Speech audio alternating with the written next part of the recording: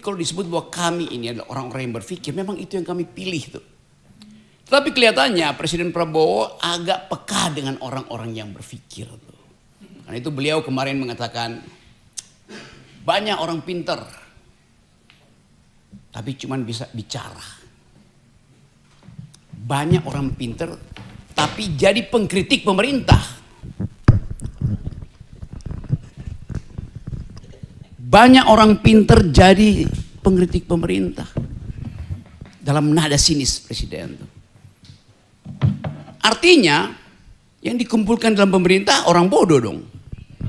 Orang dungu itu. Kan logikanya begitu kan. Jadi kelihatannya ada masalah dalam komunikasi politik loh. Kecuali yang dimaksudkan Pak Prabowo adalah banyak orang pinter ngomong. Pinter ngomong lain dengan orang pinter yang ngomong. Orang pinter yang ngomong itu untuk memberi kritik. Tapi orang yang pinter ngomong doang, mereka adalah buzzer. Itu bedanya Pak Presiden. Kita coba lihat keadaan hari ini. Kalau kita baca statistik, tidak ada harapan sebetulnya. Karena 48% statistik terakhir dari saya baca riset dari indikator ya. 46-47% tidak percaya bahwa ada harapan dengan ekonomi. Demikian juga dalam politik. Jadi kalau kita simpulkan bahwa negara ini ada dalam ketidakpastian, itu real secara data, real secara emosi, bahkan real di dalam mimpi. Tidak ada lagi orang yang mimpinya itu, oh Indonesia bisa dihibur dengan bonus demografi, Indonesia bisa dihibur dengan demokrasi, Indonesia bisa dihibur dengan semua hal yang pernah dijanjikan oleh Presiden Prabowo. Jadi kalau kami memberi sinyal kritik pada Presiden Prabowo, dasarnya adalah argumen akademis dan kecintaan pada negeri itu. Kita mulai membaca kegelisahan anak-anak muda yang tidak melihat prospek untuk bersaing di 2029 karena menganggap bahwa dari awal arah 2029 sudah ditentukan oleh dinasti Solo yang kemudian tidak mau dikoreksi oleh Presiden Prabowo. Jadi kalau kritik dari kami diucapkan dengan cara saksama dalam tempo yang sesingkat-singkatnya, dimaksudkan untuk memanggil kembali akal sehat ke dalam Republik ini. Hanya itu yang kita inginkan. Kita mau pastikan apa yang akan kita alami di 2026 nanti itu. Dalam keadaan semacam ini, statistik yang dibuat oleh teman-teman kami, Antoni bikin riset yang dalam. Teman-teman yang punya potensi untuk menghasilkan kembali pikiran berkumpul di kami. Hanya demi mencegah jangan sampai penyelamatan kami selama 5 tahun ini tidak berguna. Jadi kita coba baca perlahan. Setelah akhir tahun ada disaster. Apa yang akan terjadi semester depan tuh? Dalam kondisi ketidakpercayaan publik yang sangat tinggi. Ya saya baca bahwa Presiden Prabowo disukai, gembira orang terhadap Presiden. Sehingga dia dapat kepercayaan, tingkat kepercayaan mungkin 80% tuh. Tapi kalau kita lihat kehidupan demokrasi justru buruk. Bahaya betul kalau seorang pemimpin dieluk-elukkan di dalam nilai kuantitatif yang sebegitu besar, sementara demokrasi, lembaga-lembaga, public bodies itu nggak dipercaya. Artinya ada kultus individu, itu intinya tuh. Kalau orang percaya pada demokrasi, presiden dipercaya 20% pun aman. Tapi ini terbalik, presiden dipercaya 80%, demokrasi tidak dipercaya. Kontradiksi itu yang ingin kita ucapkan bahwa ada kepura-puraan opini publik tuh. Dan saya mulai menghitung, kami barusan bikin riset, KAMI baru bikin riset bahwa sangat mungkin semester awal 2006 akan terjadi crossfire antara frustrasi elit dan piring kosong emak-emak. Gejala itu hadir tanpa kita rancang.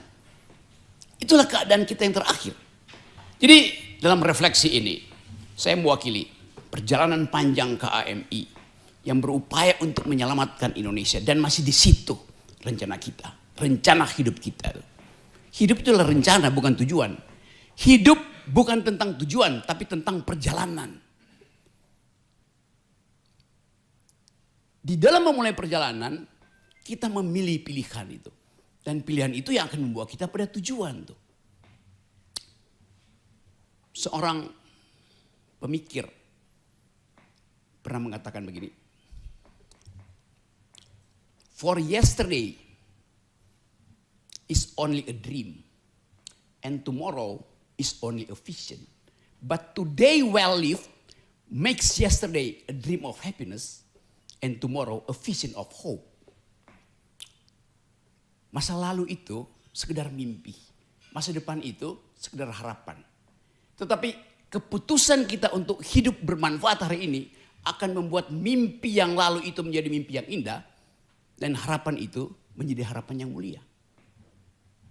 Kita ingin ambil konsekuensi untuk membawa negeri ini pada mimpi yang mulia. Karena kita punya harapan-harapan yang memungkinkan kita mengatakan satu waktu bahwa Indonesia sudah ditemukan kembali.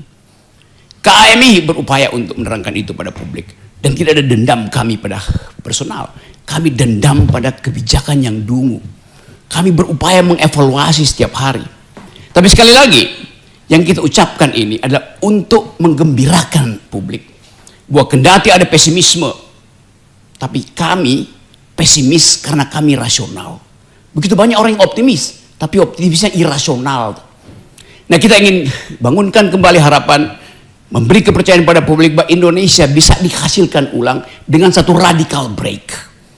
Presiden tidak boleh tersandra oleh hasil transaksi dia ketika pemilu. Pemilu udah selesai. Dia adalah presiden yang bisa mengambil keputusan. Artinya keputusan dia harus otentik, bukan lagi hasil dagang sapi dengan partai-partai sebelumnya. Itu yang ingin kita lihat tuh. Dengan cara itu kita percaya kalau Presiden Prabowo mengambil tindakan radikal, maka Indonesia bisa diselamatkan. Dengan cara itu kita bisa ucapkan satu waktu pada generasi yang menunggu 2029 bahwa kita bergerak ke arah Indonesia yang masuk akal. Kita meninggalkan Indonesia yang dungu. Dan demi kemasukakalan itu kita minta Presiden Prabowo menjadi leader, bukan sekedar dealer. Terima kasih. Oke, terima kasih Bung Rocky Gerung. Nggak ada tanya jawab. Salam akal sehat. Salam akal sehat. Jawab, karena ini adalah statement publik. Oke, kita akan memasuki sesi berikutnya. Kita siapkan untuk juga nanti pernyataan dari Presidium Koalisi Aksi Menyelamatkan Indonesia KAMI. Oke, kita akan kembali setelah yang berikut ini.